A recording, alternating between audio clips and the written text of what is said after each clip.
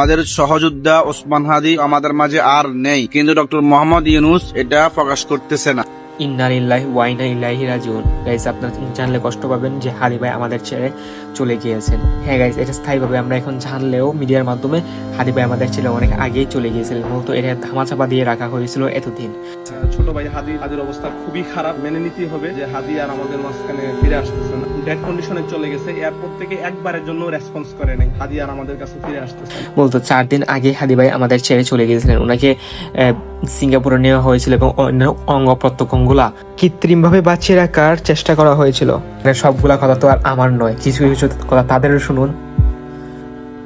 মৃত্যু কিন্তু বাংলাদেশে হয়েছে। হাদির যে অঙ্গ প্রত্যঙ্গগুলি জীবিত ছিল সেগুলিকে কৃত্রিম উপায়ে জীবিত রাখা হয়েছে। তো এই হচ্ছে গাইস কাহিনী।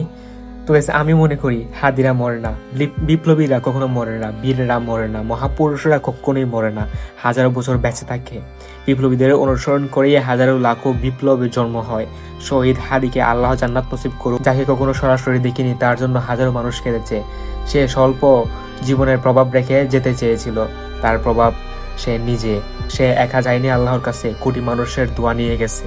আমাদের মতো হাজারো লাখো অদমের চাইতে একটা হাদি অনেক উত্তম। হাদিদের প্রয়োজন আজীবন থেকে যাবে, আল্লাহ তাকে উত্তম প্রতিদান দান করুক। গাইস, এই হাদি আমাদের বাংলাদেশের অনেক উন্নতি করার চেষ্টা করছে গাইস। আর কি করবে, একজন বীর বলতে গেলেই চলে। ওনার মতো একজন বীর আমাদের বাংলাদেশের ঘরে ঘরে থাকা উচিত।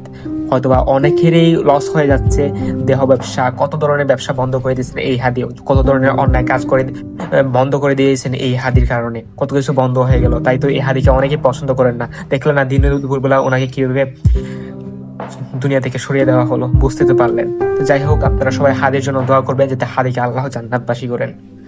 স্যালুট হাদি ভাই, আপনাকে সব সময় ভালো থাকবেন উপরে, আল্লাহ যেন আপনাকে জান্নাত নসিব করেন।